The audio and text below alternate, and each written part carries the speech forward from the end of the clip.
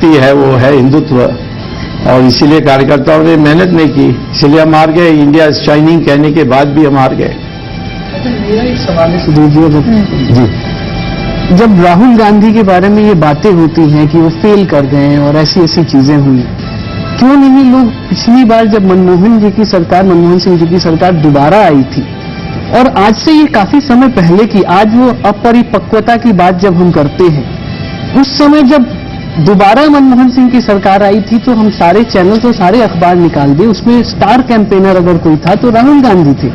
तो एक सेकंड मैं कंप्लीट, कभी भी नहीं सच रहा है। आपकी जानकारी बहुत अक्षुण है इस मामले में, आपको नहीं पता है, आप जाके बैकग्राउंड देखिए और रिसर्च। मैं बता रहा हूँ, सिर्फ आखिरी बार जो उनको क्रेडिट दिया गया उत्तर प्रदेश का दिया गया। दोनों को मौका देने दीजिए, एक बार मैं कंप्लीट कर लूं, करने दीजिए, फिर रजत आप रखिए। असहिष्णुता कहीं भी ठीक नहीं है।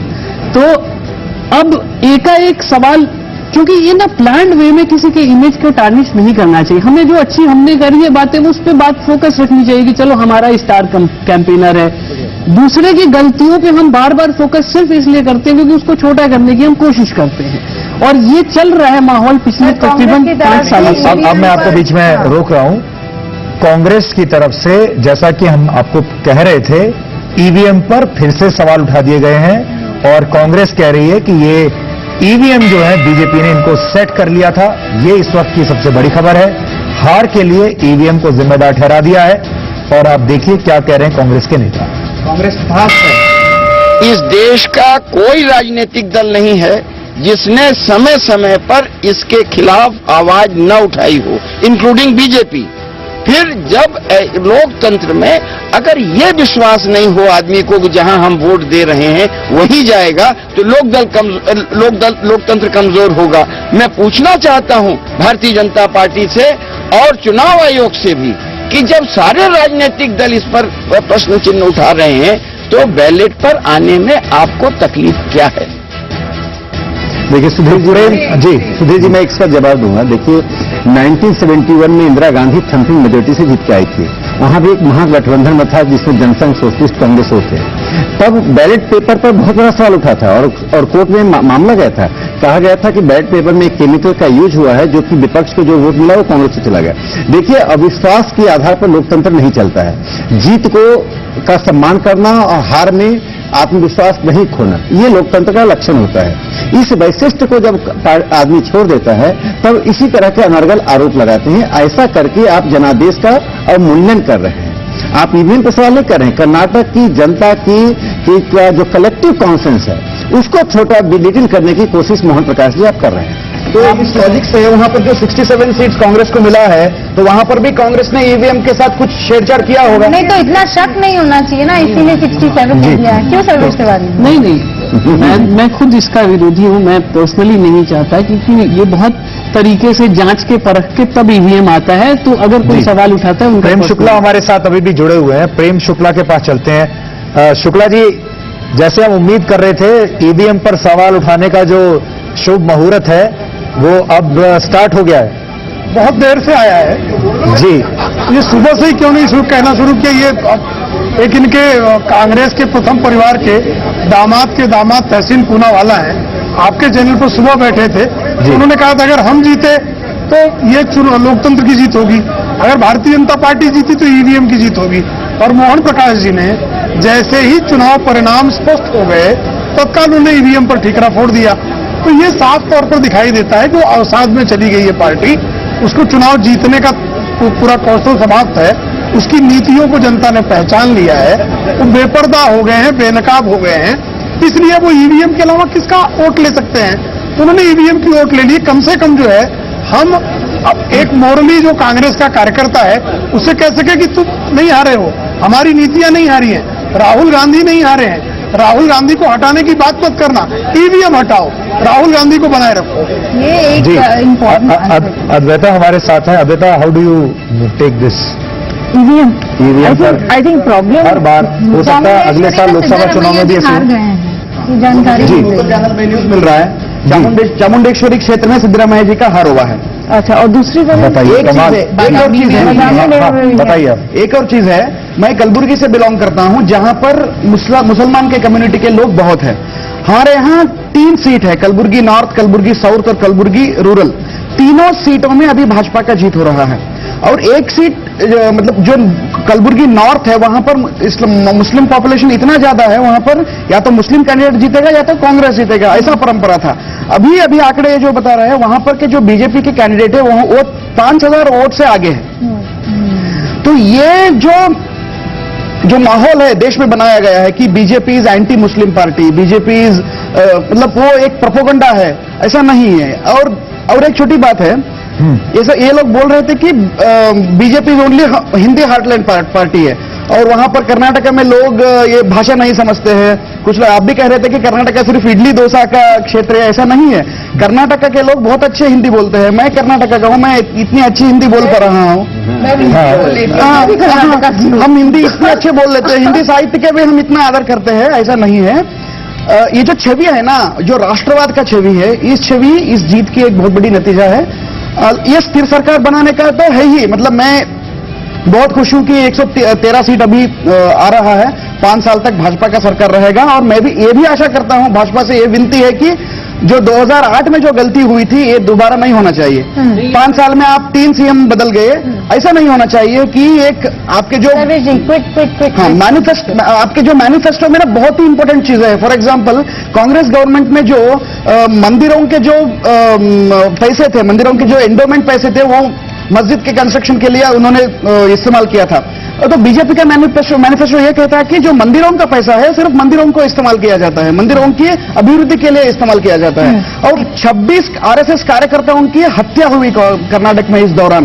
तो उस वक्त कांग्रेस की सरकार ने कुछ नहीं किया। ठीक है रंजीत जी, इन्होंने 26 आरएसएस कार्यकर्ताओं के बारे में बताया। तो मूक बिद्री जो है, जहां प्रशांत पुजारी की हत्या हुई थी बहुत उनके पिताजी के सामने, बिल्कुल पब्लिक में, तो वहां पे पहली बार बीजेपी की कैंडिडेट की जीत हुई है। ये बहुत बड़ी राजनीतिक हिंसा के खिलाफ एक वोट है, क्योंकि वहां के लोकल मिनिस्टर है, स्टेट मिनिस्टर, सीनियर मिनिस्टर है, वो प्राइम अक्यूज्ड के साथ स्टेज पे दिखे थे और फोटोग्राफ्स वहां की घूम रही थी।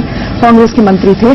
और ये जो किलिंग हुई थी प्रशांत पुजारी की, उसमें उनके परिवार इतनी दुखी हो गए थे, क्योंकि जस्टिस तो मिला ही नहीं। पर उसके ऊपर ये हुआ। तो ये जो जीत वहां पे हुई है, ये राजनीतिक हिंसा के खिलाफ वोट है। अगर आप सिद्धरामैया, सुधीर जी, सिद्धरामैया ने कहा अभी 2 दिन पहले कहा कि येडियुरप्पा जो है वो मेंटली अनसाउंड है।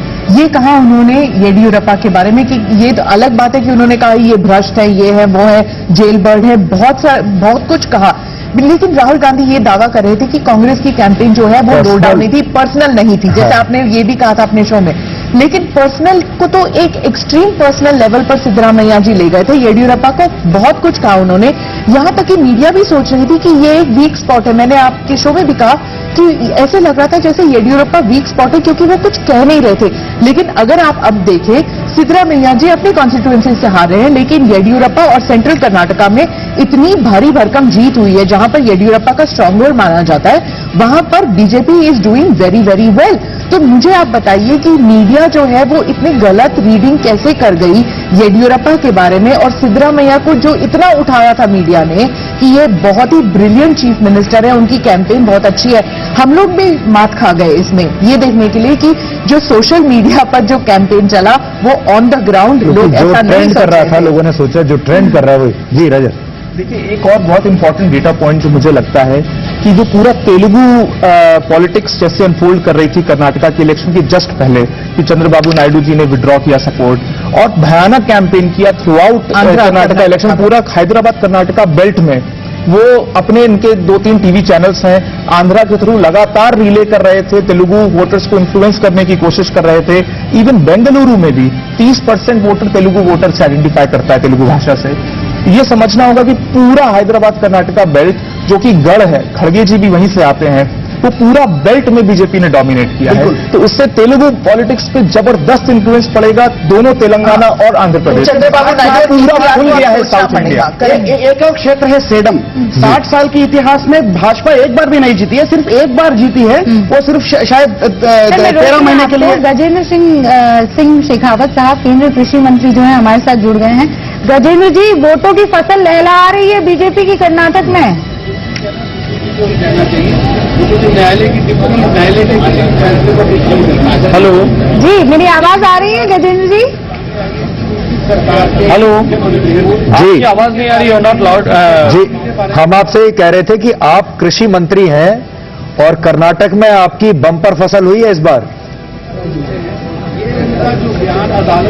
हेलो, हम शेखावत जी के पास दोबारा चलेंगे। नहीं, हमारी आवाज जी रजत जी जी जी। तो सेडम एक क्षेत्र है, वहां पर एक बार भी बीजेपी नहीं जीती थी। एक बार जीती थी 1980s में, वो भी वो कैंडिडेट की वजह से जीती थी। अब बीजेपी वहां पर 7,000 वोट से जीती है। इसका मतलब क्या है? इसका मतलब विश्लेषण आप जनता को समझाइए संजीव, कि आप कह रहे हैं कि मुस्लिम वोट्स जो हैं वो बीजेपी को जा रहे हैं। उन इलाकों में जहां आप सोच भी नहीं सकते बीजेपी आएगी, वहां बीजेपी आ रही है। आपने बताया कि तेलुगु के जरिए जो है वोटर्स को प्रभावित करने की कोशिश की। इसका मतलब क्या है? मतलब यही है कि 2014 से जो केंद्र में सरकार बनी है, उसके बाद मतलब अलग अलग राज्यों में जैसे भाजपा ने सरकार बनाया है, और ये एक पूरा माहौल है ना देश में, जो अभिवृद्धि, विकास, एक स्थिर सरकार, स्थिर देश, और भारत का जो इमेज है पूरा विश्व स्तर पर। एक जो रजत तेलुगु की बात है, देखिए भारत में सब नेशनलिज्म एग्जिस्ट नहीं करता है, और ये मानकर चल रहे हैं ये पार्टियां कि एक सब नेशनलिटी उपराष्ट्रीयता के आधार पर वोट को प्रभावित करेंगे। एक रिजेक्ट ही हुआ।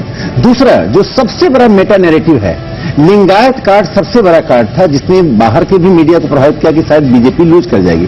लिंगायत कार्ड पूरी तरह से विफल हो गया। लिंगायतों ने कांग्रेस की उस रणनीति राजनीति को अस्वीकृत कर दिया जो रणनीति राजनीति का उद्देश्य लिंगायत का सशक्तिकरण करना नहीं होकर हिंदू समाज को तोड़ना था। एक तीसरी बात, मुसलमानों में नैरेटिव चेंज हो रहा है। जो अपर लेवल के मुसलमान हैं, जो राजनीति से जुड़े हुए हैं, जो ट्रेडिशनली पॉलिटिक्स में बीजेपी आरएसएस से नफरत करते हैं, जो जमीन का मुसलमान है, जो अपने आप को विकास से, आर्थिक नीतियों से और एक राष्ट्रीयता से जोड़ना चाह रहा है। मुझे लगता है कि जो नेशनलिज्म का बीजेपी का नैरेटिव है, वह नैरेटिव आज सेंट्रल स्टेज ले रहा है।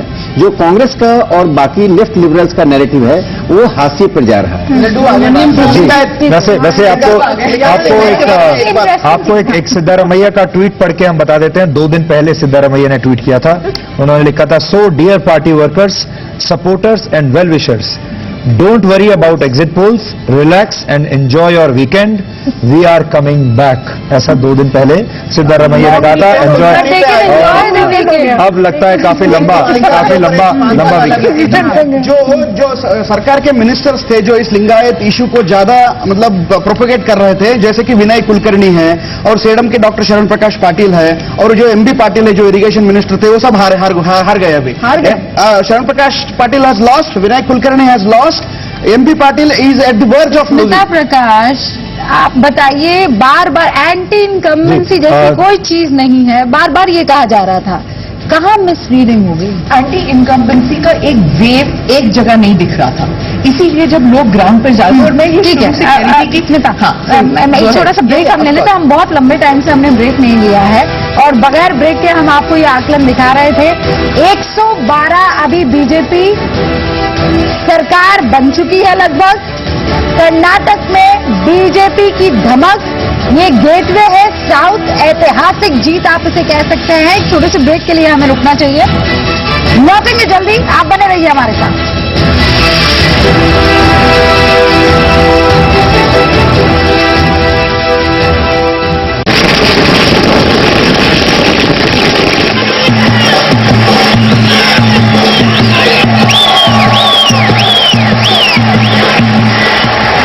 पार्टी, अब वक्त आ गया है उनके फेयरवेल का।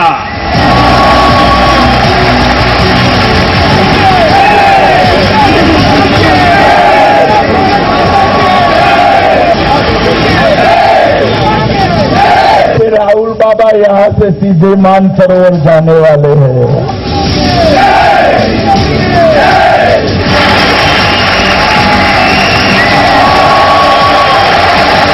15 मई के बाद ये इंडियन नेशनल कांग्रेस नहीं रहेगी।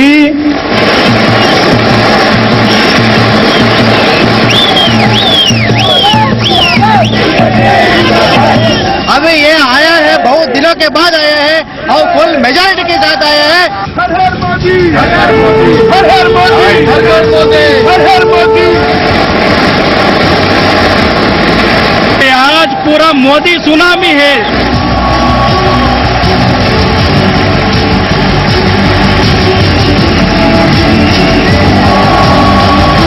आज का दिन पूरे कर्नाटक की जनता के प्रति हमारी कृतज्ञता का दिन है, जिन्होंने बीजेपी के इस युगांतकारी विजय को विश्वास के साथ पूरा किया है।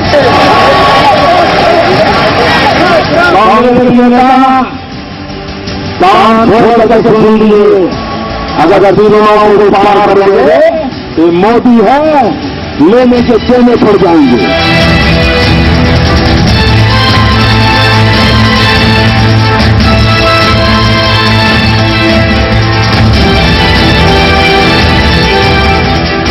तो घड़ी में सीधे 12 बजे हैं, ठीक 12 बजे हैं इस वक्त, और कांग्रेस पार्टी के भी 12 बज गए हैं कर्नाटक में।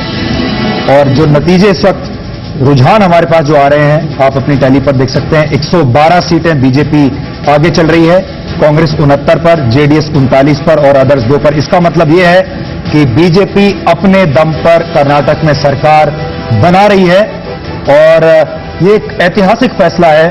कर्नाटक में बीजेपी का अब तक का सबसे अच्छा प्रदर्शन है। ज्यादातर एग्जिट पोल गलत साबित हुए, ज्यादातर जो विश्लेषक थे वो गलत साबित हुए।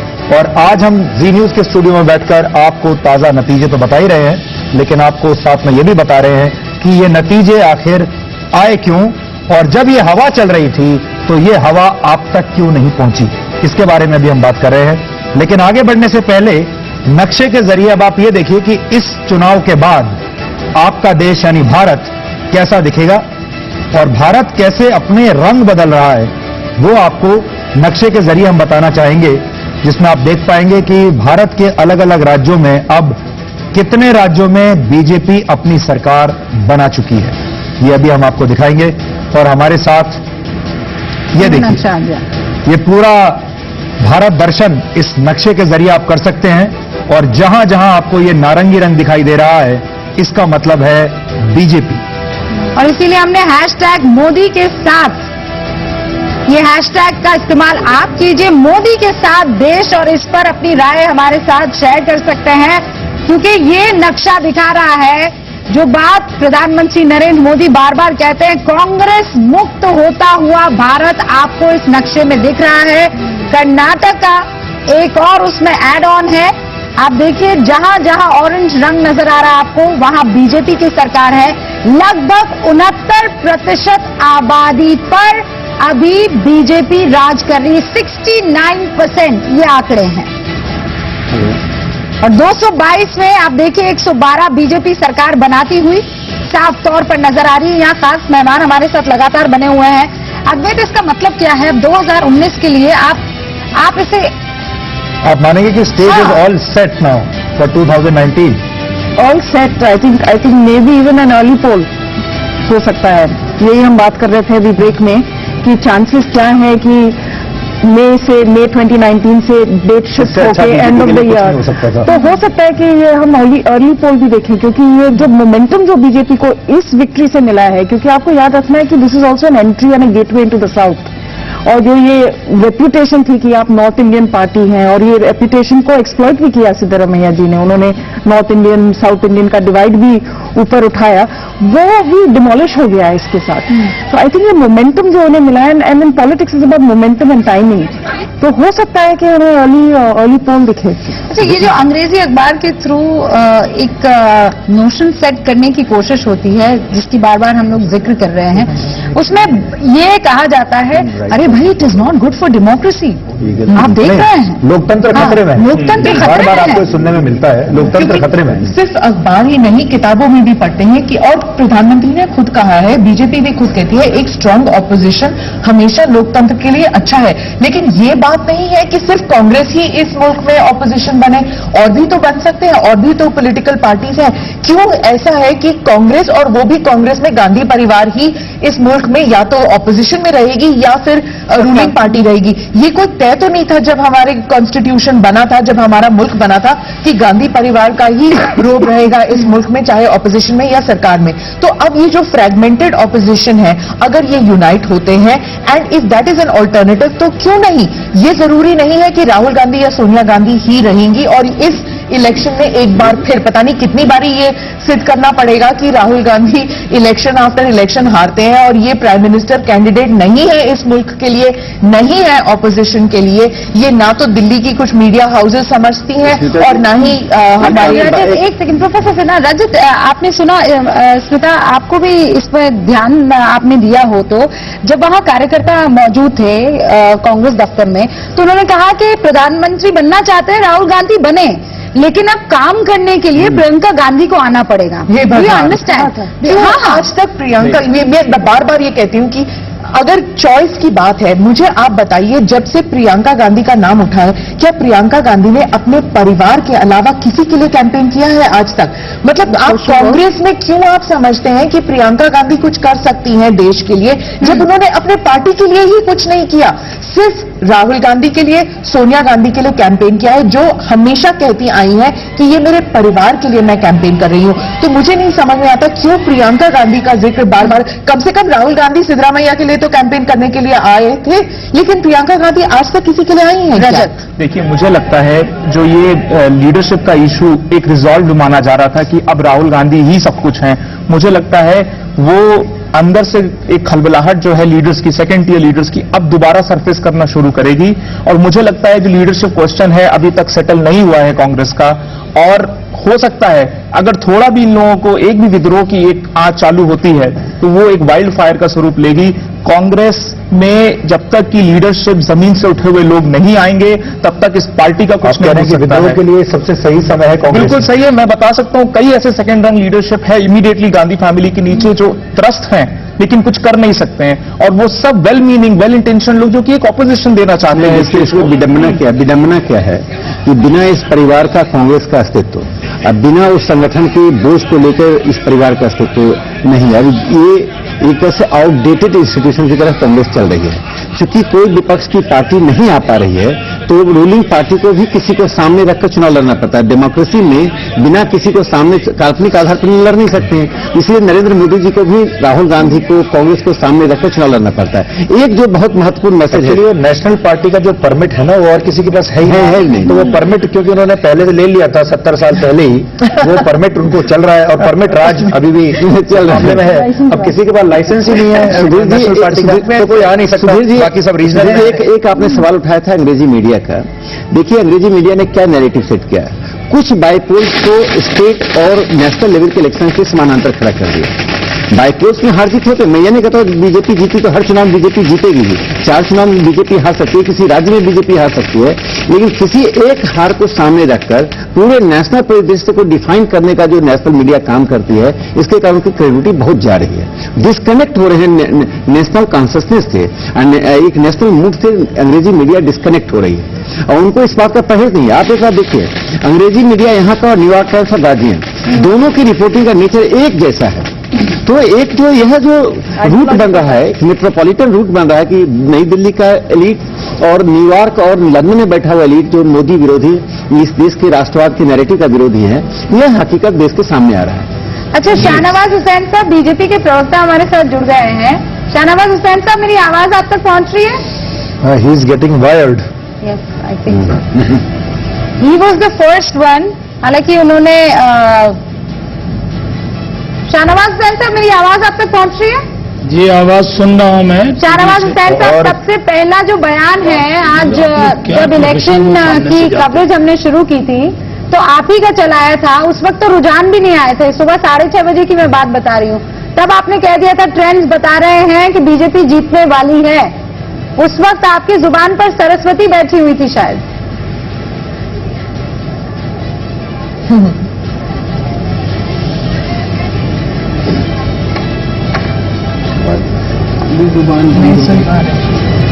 ट्रेंड्स नहीं कहा, वो एनआई ने मुझसे बयान लिया था।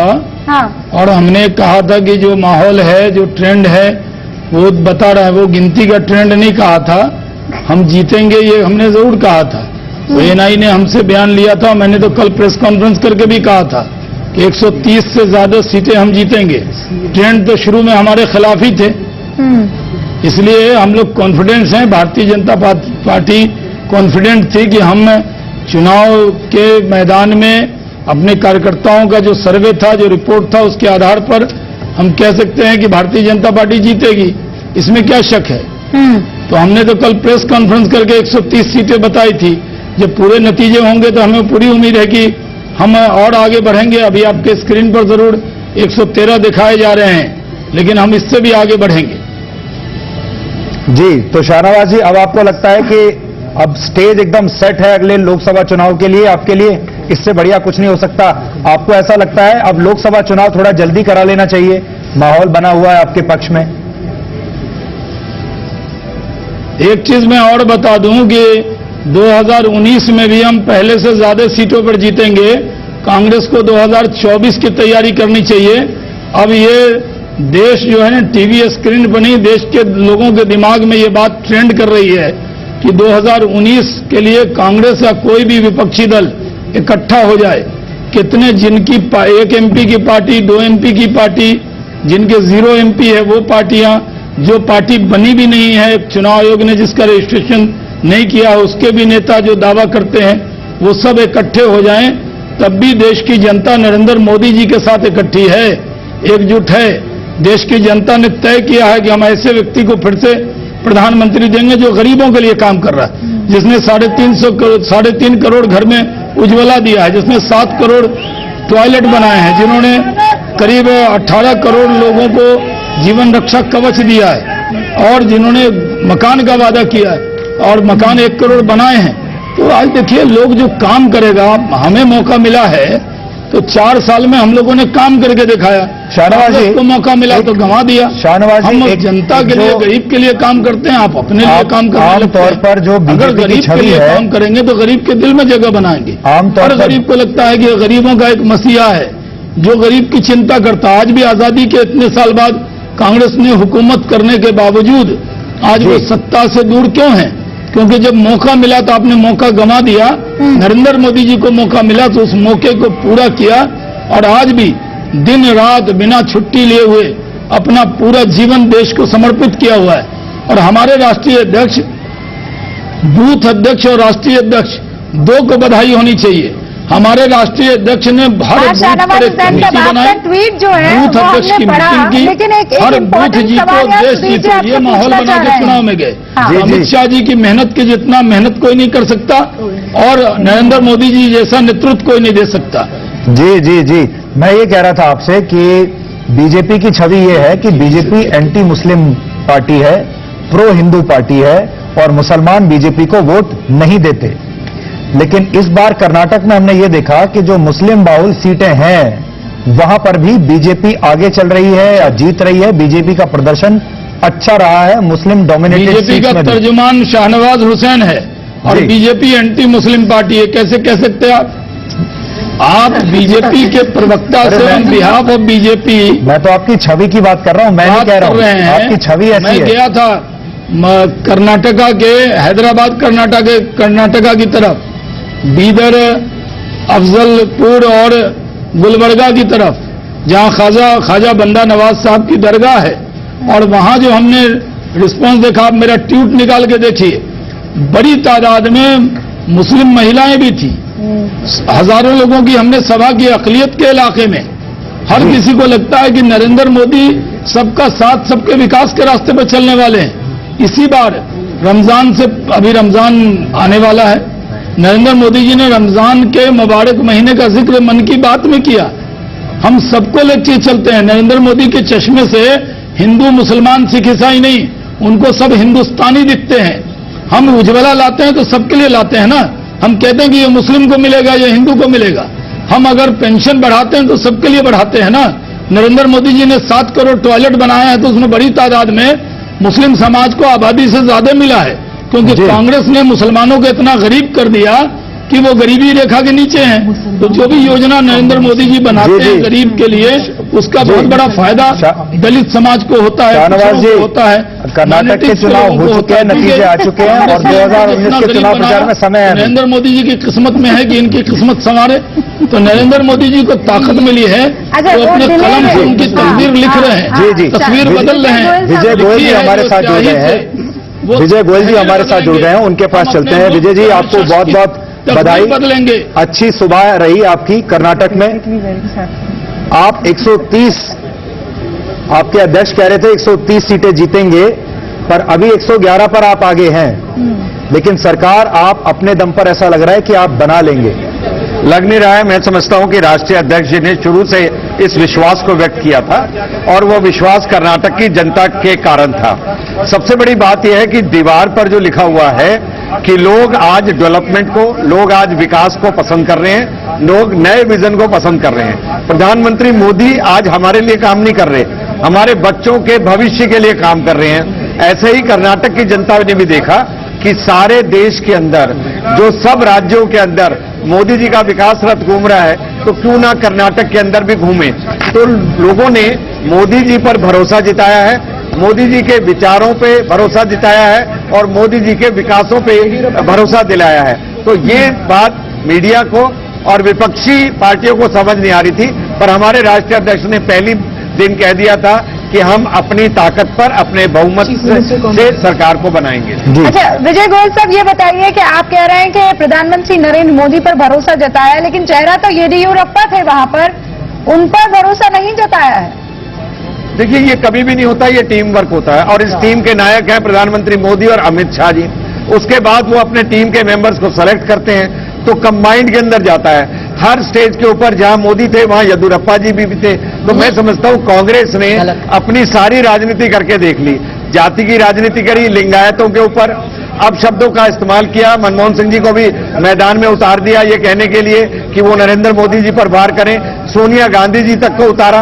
पर उन्होंने एक चीज नहीं देखी, अगर आपकी सरकार ने 5 साल विकास के काम किए नहीं और केवल भ्रष्टाचार किया, तो जनता तो फिर आपको सत्ता से उतार ही देगी ना। जी विजय जी, एक सवाल आपसे ये है कि अब सब बढ़िया चल रहा है, आपने बता दिया कि देश में आपकी लहर चल रही है, मोदी जी की लहर चल रही है।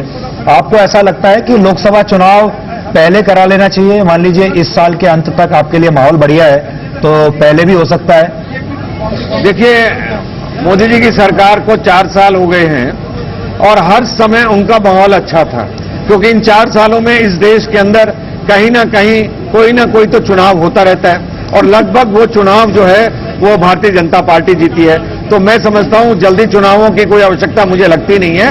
लोग लगातार काम पसंद कर रहे हैं और वो करते रहेंगे। जी, राहुल गांधी के लिए आपका क्या संदेश है? नहीं, राहुल जी को और अधिक मेहनत करने की जरूरत है, सीखने की जरूरत है और मैं समझता हूं सबसे ज्यादा वो अच्छे शब्दों का इस्तेमाल करें तो फिर कुछ बात कभी जाकर बनेगी। जी विजय जी, बहुत बहुत शुक्रिया हमसे बात करने के लिए। राहुल गांधी ने कहा था people will tell Prime Minister Modi, we gave you 5 years, 4 years are done, you haven't delivered. First he will be driven out, भगा देंगे कर्नाटका से, उसके बाद MP, राजस्थान, छत्तीसगढ़ और फिर इंडिया से भगा देंगे। अब मुझे बताइएगा कि भगाने वाली बात, और सुब्रमण्यम स्वामी तो कह रहे हैं कि राहुल गांधी को भगा देना चाहिए। आप देख लीजिए दैट अभी आपने सुब्रमण्यम स्वामी ने जो कहा उस पर थोड़ा गौर फरमाएं कि he is not willing to rest. अब वो ये तैयार नहीं है कि बीजेपी सोचे कि हाँ हमने कर्नाटका जीत लिया तो हम राहुल गांधी को we should take him easy. नहीं, ये मीडिया सब हम लोग मखौल वगैरह कर रहे हैं, but the point is BJP जो है गांधी फैमिली को कभी भी लाइटली नहीं लेगी। वो हमेशा इस डर में रहेगी कि कभी इनका रिसर्जेंस हो सकता है। जैसे कि उन्होंने कहा कि इंडिया शाइनिंग को हमने सोचा था इंडिया शाइनिंग और कभी भी कांग्रेस वापस नहीं आएगी, लेकिन कांग्रेस वापस आई। इसलिए एक माइंड ब्लॉक है, अर्ली इलेक्शंस करेंगे। आपने ये सवाल उठाया कि क्या अर्ली इलेक्शंस हो सकते हैं। एक माइंड ब्लॉक है बीजेपी के माइंड में कि अगर हम अर्ली इलेक्शंस करें तो शायद वही हाल हो जो वाजपेयी जी का हुआ और इलेक्शन हारे। जैसे कांग्रेस जो है वो घास की तरह है, घास कभी भी कहीं भी उग के आ जाती है। जैसे आपने कहा कि जैसे उन्होंने वापस आ जाती है। जैसे डीटीसी बसों में हम एक बस पास लेके घूमते थे ना, कहीं पे भी कहीं भी जा सकते हैं। एक लाइन में कहूं तो वही बिना संगठन का कांग्रेस ने जीना सीख लिया है। ये संगठन नहीं है, लेकिन साइन वोट के आधार पर कांग्रेस काम कर रही है। और जो आपने उसमें कहा था कि ये जो वैक्यूम बना है विपक्ष का, वो विपक्ष का इसलिए वैक्यूम बना कि हम कांग्रेस सिस्टम में काम कर रहे थे। तो कांग्रेस से उपजी हुई पार्टियां एक ही प्रकार के विचार, सिद्धांत, एक ही प्रकार के नेतृत्व के दृष्टिकोण को लेकर जीती थी। तो decline of Congress is decline of Congress system. ये सैफरन सिस्टम आया है तो नए प्रकार की विपक्ष की उत्पत्ति होगी। इसमें लगभग 10 साल का समय लगेगा। आपको एक नए प्रकार के विपक्ष 5 साल और चाहिए। हाँ, ये सैफरन सिस्टम का विपक्ष होगा, जिनकी जैसे कांग्रेस सिस्टम में पार्टी और विपक्ष एक जैसी सूरत की होती थी, शायद यहां भी वैसी ही कोई मॉडल रामचंद्र जी, ये बहुत सारे लोगों को जो कह रहे हैं राकेश जी, बड़ा अनकंफर्टेबल कर देगा ये कि नया सिस्टम, सेपरेट सिस्टम में लोग नहीं रह पाएंगे, और स्पेशली जो हमारा जो क्रीमी लेयर है वो तो बहुत ही ज्यादा अनकंफर्टेबल हो जाएगा इसके बाद। शिवसेना क्या करेगा? सही कह रही है, शिवसेना क्या करेगा? एक सर्टेन डाउट और मिसकंसेप्शन शुरू से है लोगों में कि भारतीय जनता पार्टी आएगी तो किस तरह की सरकार यहां पर होगी। मेरे ख्याल में 4 साल में मोदी जी ने तो ये करके दिखा दिया कि वो कोई नॉविस नहीं है पॉलिटिक्स में, और उन राज्यों को भी उन्होंने जीता जहां अमूमन लोग सोचते थे कि यहां पर बीजेपी की पहुंच नहीं जा पाएगी। दक्षिण में सिर्फ एक कर्नाटका था जहां पर बीजेपी ने अपना मतलब सरकार जमाया था। अब कर्नाटक में भी सांबर और डोसा और उसकी जगह ढोकला खाया जाएगा। ढोकला तो जरूर मिलेगा, अभी भी मिल रहा है काफी साउथ इंडियन स्टेट्स में मिलता है स्मिता जी। अब मुझे लगता है कि अब वहाँ रास्ते में ढोकला। बट गुजराती फूड जो है, I mean it's a very popular food. Karnataka में हर किस्म का खाना मिलता है। It's essentially a snack. जो भी, हाँ, it's essentially a snack. Gujarati don't have a proper meal. Khakhra, ये ढोकला, खाखरा, ये सब दे हैव, ये स्मॉल स्नैकिंग फूड है। मील्स, जैसे रूबिका जब मैसूर गई थी तो देखा होगा उन्होंने कि डोसा इडली सब स्नैक्स के टाइम मिलता है। जो खाने का वक्त होता है वो सिर्फ भात, मतलब चावल, सांबर, रसम, ये सब चलता है वहाँ पर। रागी मुद्दे जो कहते हैं, रागी जो है, जो देवेगौड़ा का फेवरेट है, शायद वो आज बैठ के लंच में वही कर रहे होंगे। बिल्कुल बिल्कुल। आज अमित प्रकाश का रुख करते हैं, वो वहीं पर मौजूद है कर्नाटका में, और इनफैक्ट वो बीजेपी दफ्तर के बाहर है। सीधा उनका रुख करते हुए जश्न की कुछ तस्वीरें आ रही हैं। अमित, क्या दिखाएंगे आज आप वहां से? देखिए, 2019 से पहले एक और लिटमस टेस्ट पास किया है बीजेपी ने। जैसे शुरुआती रुझान बता रहे हैं, हम सीधा आपको तस्वीरें दिखाना चाह रहे हैं। एक ठीक बीजेपी दफ्तर के ठीक सामने एक बिल्डिंग है, उसके फर्स्ट फ्लोर पे हम हैं, और वहां से एक टॉप एंगल तस्वीर से आपको दिखाने की कोशिश कर रहे हैं कैसे धीरे धीरे बदलते वक्त के साथ हर बदलते मिनट में यहां कार्यकर्ताओं की भीड़ जमा होती जा रही है, जो कहीं ना कहीं इस बात के संकेत दे रहे हैं कि अब जिस जीत की उन्होंने उम्मीद की थी। और एक बात और भी है, प्रधानमंत्री नरेंद्र मोदी हों, बीजेपी राष्ट्रीय अध्यक्ष अमित शाह हों या फिर येदियुरप्पा हों, किसी की भी तस्वीर का कटआउट जो है वो छोटा नहीं है। सबको बराबर दिखाया गया उन कटआउट्स में जो लोग यहां लेके पहुंचे हैं। और सिर्फ कर्नाटक के बीजेपी कार्यकर्ता नहीं, यहां एक बात ये भी जान लीजिए, कर्नाटक के अलावा देश के अलग अलग हिस्सों से भी बीजेपी समर्थक यहां पहुंच गए हैं और धीरे धीरे पहुंच भी रहे हैं। इसलिए ये एक ऐसा चौराहा है जहां चारों तरफ से ट्रैफिक आता है। इसलिए आपको जरा ये तस्वीर भी दिखाना चाहेंगे कि बैरिकेडिंग अभी से ही कर दी गई है, क्योंकि गाड़ियों की कतार अब यहां बीतते वक्त के साथ और लंबी होती जा रही है।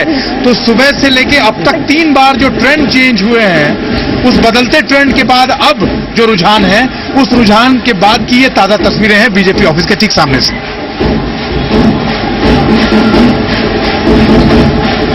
आप देख रहे हैं हमारे बाल मोदी और बाल राहुल आपको नजर आ रहे हैं।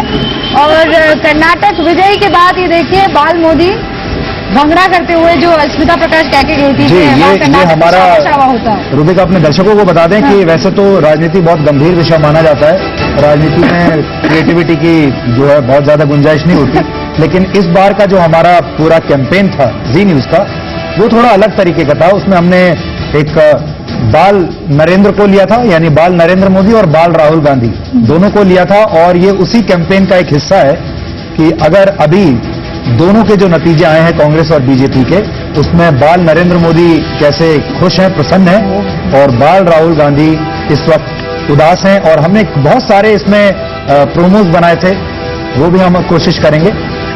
एक मैं आपको दिखाना चाहूंगा कि हमने किस तरीके से इसको बिल्डअप किया था। आप देखिए, आपको अच्छा लगेगा। इस टैली के साथ साथ आप ये भी देखिए।